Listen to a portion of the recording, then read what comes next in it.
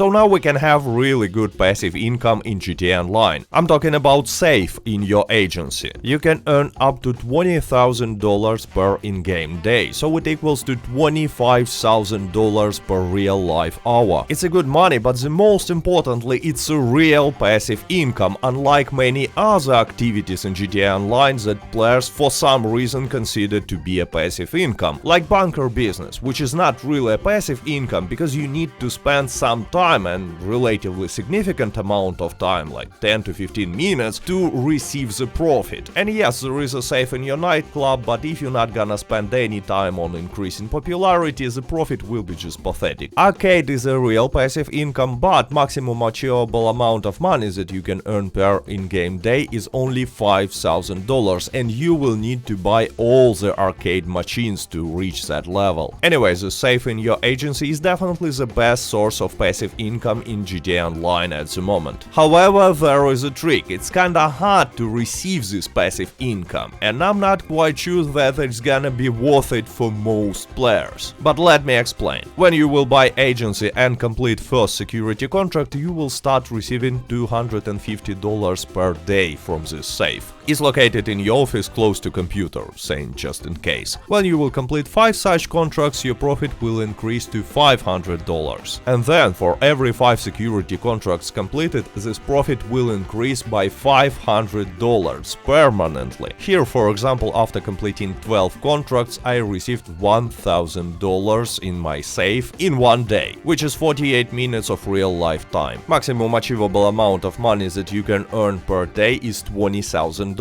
according to test 2, which is kinda interesting. It seems like Rockstar were planning to cap this value at 50,000, but this value was adjusted since release. Anyway, to reach this maximum profit of $20,000 per day, you will need to complete 200 missions. 201 technically. And I guess now you see the trick, because 200 missions is quite a lot. But let me give you detailed calculations on how much time and money you need to invest to receive this passive income in GTA Online, and then it will be up for you to decide if it's worth it. First of all, let's calculate how much time it will take to complete 200 security missions. There are 6 different types of security contracts, and if you want to grind them, you definitely want to avoid some types, like asset protection, because this one will take at least 10 minutes to complete plus travel time, even on the lowest difficulty. Liquidize assets is also something that you probably don't want to grind, because you need to spend the time to get to the place, then following some object, and I hate this type of missions personally in GTA Online, and then kill everyone inside of a building, place explosive and leave the area. Anyway, this one will also take longer sometimes. Other 4 contract types can be completed in more or less the same time. I would say that average time will depend on mission difficulty, because there are different locations for each type of missions, and it seems from my experience that on higher difficulties, distances for locations will be higher. For example, I completed vehicle recovery 6 times. 3 times on the lowest difficulty, which is professional, 1 time on the mid difficulty, which is specialist, and 2 times on specialist plus, which is the highest difficulty. Anyway, on special difficulty, vehicle was located in airport, and this can be done in like 7-8 minutes. On the highest difficulty, both times vehicle was located in human labs, which is pretty far, and yes, you can get there pretty fast using flying vehicle like oppressor,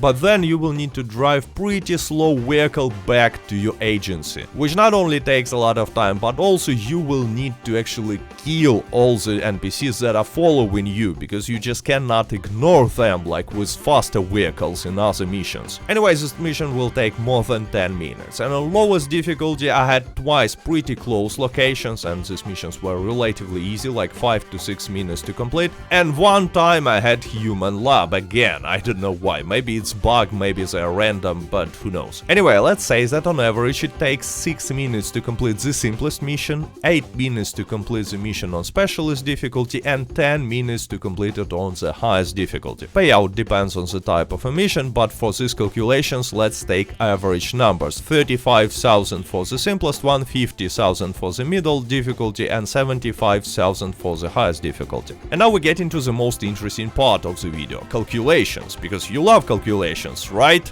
Right?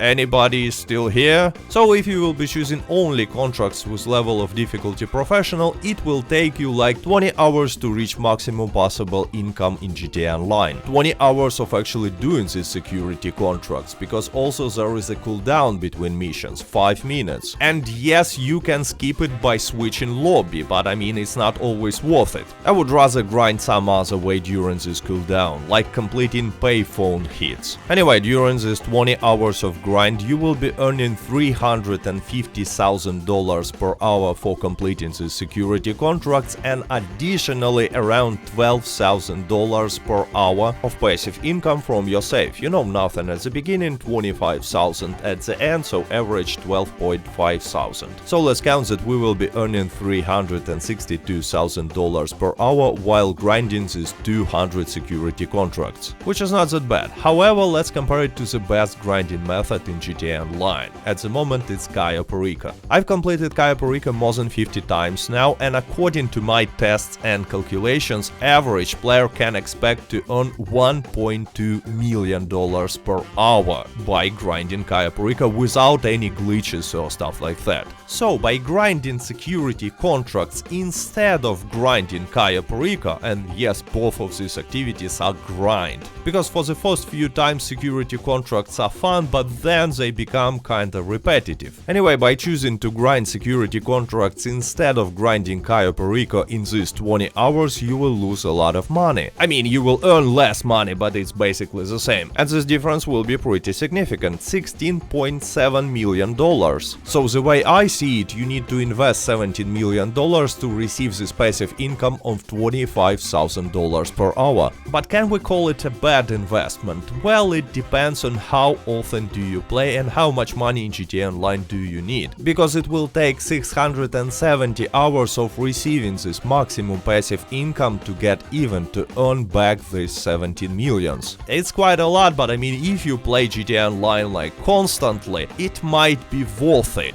On the other hand, if you play GTA Online constantly and you're willing to grind, you probably don't need any money at this point. So you don't really care about this extra $25,000 per hour, even if it's a real passive income. And by the way, safe capacity is $25,000, so it will be filled in 10 real-life hours. But you might say, well, maybe it will be more effective to grind the security contracts on high difficulty, because this way we will be earning more money per hour. And yeah, by grinding Specialist Plus contracts, we will be earning $450,000 per hour, but it will take 33 hours to complete 200 missions this way. So comparing to Cayo Perico, we will lose like $25 million.